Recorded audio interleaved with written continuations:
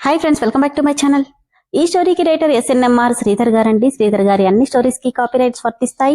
ఆయన పర్మిషన్ లేకుండా యూట్యూబ్ లోనే కాదు మరే ఇతర సోషల్ మీడియా నెట్వర్క్ లో కూడా ఆయన స్టోరీస్ ని అప్లోడ్ చేయడానికి వీల్లేదు. దయచేసి అలా చేయకండి ఫ్రెండ్స్. అలా చేస్తే లీగల్ గా చాలా ప్రాబ్లమ్స్ ఫేస్ చేయాల్సి వస్తుంది. అలానే ఈ స్టోరీస్ చదువుతున్న వాళ్ళైనా వింటున్న వాళ్ళైనా మీరు మరే ఛానల్లోనైనా శ్రీధర్ గారి స్టోరీస్ ని చూసినట్లయితే వెంటనే నాకు కామెంట్ బాక్స్ లో మెసేజ్ చేయండి. ఇది పూర్తిగా రైటర్ శ్రీధర్ గారి ఛానల్ అండి. కేవలం ఆయన స్టోరీస్ మాత్రమే ఇందులో ఉంటాయి. కానీ కొంతమంది పేర్లు మార్చి వేరే ఛానల్స్ లో ఆయన స్టోరీస్ ని అప్లోడ్ చేస్తున్నారు. మీరు అలా చూసినట్లయితే నాకు మెసేజ్ చేయండి. ఇక లేట్ చేయకుండా వీడియోలోకి వెళ్ళిపోదాం ఫ్రెండ్స్. ఎస్ఎన్ఎంఆర్ శ్రీధర్ గారు రాసినటువంటి మనోభిరాముడు 198వ భాగం. షాక్ గా కళ్ళు విప్పార్చి ఒక్కో అక్షరాన్ని పలుకుతూ, అంటే నువ్వు మీ అమ్మని కలిశావా అని అడిగాడు ఆనంద భూపతి. సన్నగా నవ్వి వెళ్ళిపోతుంటే అతని చెయ్యి పట్టుకుని ఆపేసి, నాకు నిజం చెప్పవా అని అడిగాడు. చెప్పాల్సిన టైం వచ్చినప్పుడు అన్ని విషయాలు నీకే తెలుస్తాయి డాడ్ అని చెప్పి సున్నితంగా అతని చేతిని విడిపించుకొని వెళ్ళిపోయాడు అభిరామ్. వెళ్తున్న అతనిలో 1,00,000 ఆలోచనలు. ఒక్కో ఆలోచన ఒక్కో ప్రభంజనం. బెడ్ డెక్కికి ఆనుకొని సిస్టంలో ఏదో వర్క్ చేసుకుంటున్నాడు అభిరామ్. లోపలికొచ్చిన మను చేతిలో ఉన్న పాల గ్లాస్ టేబుల్ మీద పెట్టి అభి వైపు కోపంగా ఒకసారి చూసి వాలు జడని విసురుగా వెనక్కి వేసుకుని వెళ్తుంటే, హలో మేడం, ఎక్కడికి అని అడిగాడు. వెనక్కి తిరిగి కోపంగా చూసి వెళ్ళిపోబోయింది. నిన్నే మేడం అడిగేది, ఏంటి నిజంగానే మాట్లాడవా అని ముఖం తల తిప్పుకుంది. ఓ, నిజంగానే మాట్లాడకూడదని డిసైడ్ అయ్యావా? అవునన్నట్టు తలూపింది. వైఫ్ అంటే పాలు మాత్రం ఇచ్చి వెళ్ళడం కాదు, మొగుడికి వాడికి పాలంటే మురిపాలు ఎక్కువ అవసరం ఉంటుందని కూడా తెలుసుకోవాలి. చెప్పాను కదా, ఈ రోజు నుండి మురిపాల కోసం ఎదురు చూడకు. మరి వాటి కోసం ఎక్కడికి వెళ్ళాలి? ఎక్కడికైనా వెళ్ళడం నీకు అలవాటేగా. నిజమే, కానీ ఆ అలవాటు ఒకప్పుడు ఉండేది.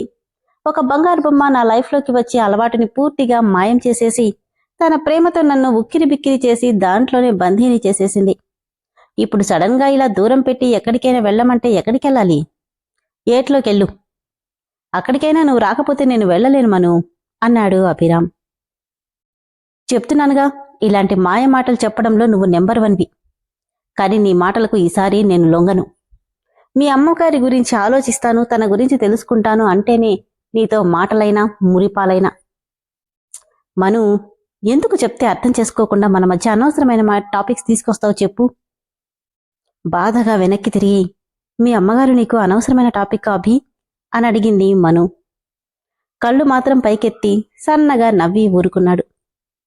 ఆ నవ్వుకు ఇంకా చిర్రెత్తుకు రాగా కోపంగా వెళ్ళిపోతుంటే కంగారుగా, ఏయ్ ఎక్కడికెళ్తున్నావు అని అడిగాడు. ఇక్కడే ఉన్నానుగా, ఎక్కడికి వెళ్ళను. ఏమో, నా మీద కోపంతో వేరే రూంలో పడుకుంటున్నావేమోనని.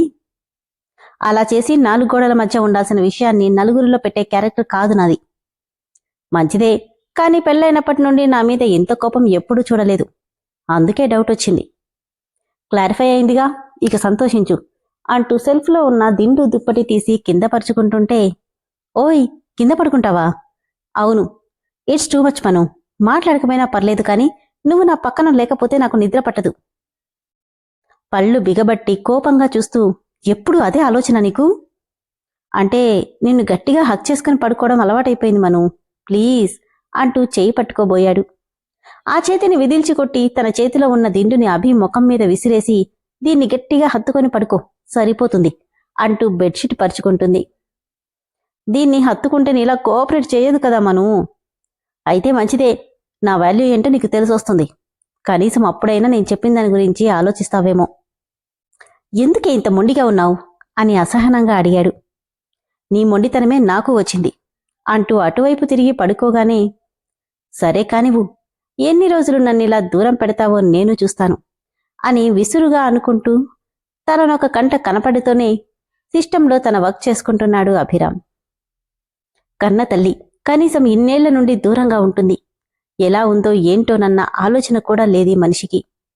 ఆవిడ కొడుగ్గా తన మీద పడిన నిందని పోగొట్టాల్సిన బాధ్యత ఈ మనిషికి లేదా అనుకోగానే తెలియకుండానే కన్నీళ్లొస్తుంటే బాధగా కళ్ళు మూసుకున్న మను తెలియకుండానే నిద్రలోకి జారుకుంది. తన వైపు చూస్తున్న అభిరామ్కి తన ఆలోచనలు అర్థమవుతున్నాయి. తల వెనక చేతులు పెట్టుకొని, నీకు అందరి సంతోషం కావాలి మను. ఎవరు బాధపడినా నువ్వు చూడలేవు. అందుకే నాకు తెలియకుండానే నీ మీద ఇంత ప్రేమ పెంచుకున్నాను అనుకొని తను పూర్తిగా నిద్రపోయిందనుకున్నాక నెమ్మదిగా తన పక్కన చేరి గాఢ నిద్రలో ఉన్న తన నుదుటి మీద ముద్దు పెట్టి 2 చేతులతో తనని లిఫ్ట్ చేసి బెడ్ మీద పడుకోబెట్టాడు. తన తల మీద నిమురుతూ, నువ్వలా నేల మీద పడుకుంటే నా మనసెలా ఒప్పుకుంటుంది పిచ్చిదానా అనుకుని తను వెనగ్గా గట్టిగా తనని చుట్టుకొని పడుకుంటే మధ్యరాత్రిలో అలవాటుగా అభి గుండెల మీద తలపెట్టి నిద్రపోయింది మను. పొద్దున్నే నిద్రలేచిన మను అభి గుండెల మీద పడుకోనుండడం చూసి, ఇదేంటి, నేను కింద కదా పడుకున్నాను, పైకెలా వచ్చాను అనుకుంటూ అభి అభి అంటూ లేపుతుంటే, ఏంటి మను, నేను బెడ్ మీదకి ఎలా వచ్చాను? ఎలా వస్తావు, నిద్రలో నడుచుకుంటూ వచ్చావేమో అంటూనే అటువైపు తిరిగి పడుకున్నాడు. అబద్ధాలు చెప్పావంటే చంపేస్తా, నిజం చెప్పు, నువ్వే నన్ను ఎత్తుకొచ్చావు కదా? అబ్బా కొట్టకే. అవును చెప్పానుగా, నువ్వు లేకపోతే నాకు నిద్ర పట్టదని, అందుకే ఎత్తుకొచ్చాను. గొడవ చేయకుండా నువ్వు కూడా కాసేపు నిద్రపో అంటూ తనని మీదకి లాక్కున్నాడు. చీ వదులు, నిద్రపోతుంటే ఎత్తుకొస్తావా, నీకసలు బుద్ధుందా? మోచేతి మీద పడుకొని, నువ్వు నాతో మాట్లాడినన్నావు, నేను నీతో మాట్లాడనని చెప్పలేదుగా. నువ్వు పక్కన లేకుంటే నాకు నిద్ర పట్టదు, అందుకే నిద్రపోతున్న నిన్ను డిస్టర్బ్ చేయడం ఇష్టం లేక ఇలా ఎత్తుకొచ్చి నిన్ను గట్టిగా చుట్టుకొని నిద్రపోయాను.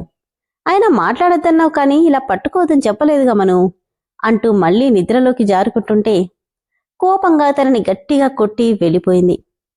కళ్ళు కూడా తెరవకుండా నవ్వుతూ, ఏ మను, వేడివేడిగా గ్రీన్ టీ తీసుకురా అని చెప్పి మళ్లీ పడుకున్నాడు అభిరామ్. ఫ్రెష్ అయి వచ్చి టిఫిన్ కూడా చేయకుండా ఏదో వర్క్ ఉండడంతో సోఫాలో కూర్చొని సిస్టంలో వర్క్ చేసుకుంటున్నాడు రామ్. కాఫీ అన్న గొంతుకు తల కూడా తిప్పకుండా వచ్చిందెవరో అర్థమై, అక్కడ పెట్టేసి వెళ్ళు అని చెప్పి సిన్సియర్గా వర్క్ చేసుకుంటున్నాడు. చేతులున్నాయిగా, తీసుకోవచ్చుగా, టేబుల్ కూడా ఖాళీగా ఉంది, నోరు మూసుకొని పెట్టి వెళ్ళు. తీసుకుంటేనే వెళ్తా, లేదంటే బలవంతంగానైనా ఈ కాఫీని నీ గొంతులో పోసి మరీ పోతా. యశు, అర్జెంట్ వర్క్లో ఉన్నాను, విసిగించకు. నేనేం విసిగించట్లేదు, నువ్వే ఇండైరెక్ట్గా నన్ను కాల్చుకు తింటున్నావు. కాఫీ తీసుకో, పోతాను, చల్లారిపోతుంది అంటే మళ్ళీ వేరే కాఫీ తీసుకురమ్మంటావు. ఇది చెప్పినా వినదు అని తిట్టుకుంటూ ఒక చేత్తో వర్క్ చేస్తూ మరో చేత్తో చెయ్యందించాడు. తన వైపు కూడా చూడని రామ్ మీద కోపంతో చేతిలో ఉన్న వేడివేడి కాఫీని కొద్దిగా రామ్ చేతి మీద వంపగానే చురుక్కుమన్న నొప్పికి ఆ అంటూ చేస్తున్న పనిని వదిలేసి, ఏంటి ఇలా పోసావు అని అడిగాడు.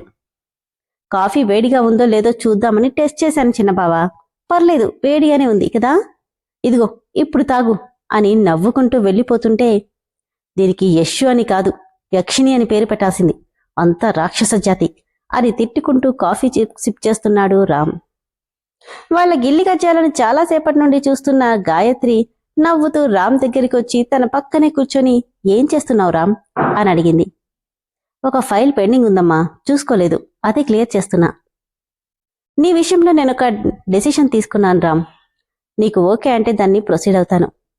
కాఫీ సిప్ చేస్తూ, ఏంటి మమ్మీ అది?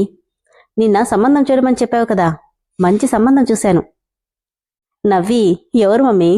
ఎవరో కాదు, మన యశునే అనగానే కాఫీ తాగుతున్న వాడికి కాస్త ఒక్కసారిగా పొరమాలి కాఫీ మొత్తం డ్రెస్ మీద పడిపోతే గట్టిగా దగ్గొచ్చి ఉక్కిరి పిక్కిరైపోయాడు రామ్. విన్నారు కదా ఫ్రెండ్స్, స్టోరీ ఎంత బాగుందో కదా. మను మొత్తానికి అభిరామ్ మీద యుద్ధం చేస్తుంది వాళ్ళమ్మ గురించి.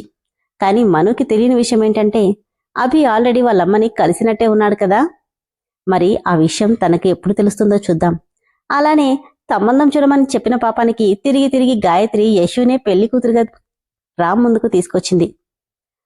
పెళ్లి కూతురు యశు అనగానే ఉక్కిరి బిక్కిరైపోయాడు. ఇక అదే నిజమైతే రామ్ పరిస్థితి ఏంటి? నిజంగానే రామ్ యశుని ఇష్టపడట్లేదా, లేదంటే కావాలని అలా నటిస్తున్నాడా అనేది తదుపరి ఎపిసోడ్లో తెలుసుకుందాం. అలానే ఫ్రెండ్స్, స్టోరీ అయితే చాలా ఇంట్రెస్టింగ్ గా ఉంది కదా. స్టోరీ నచ్చిన వాళ్ళు ఇమ్మీడియట్ గా మెంబర్షిప్ లో జాయిన్ అవ్వండి. Thank you.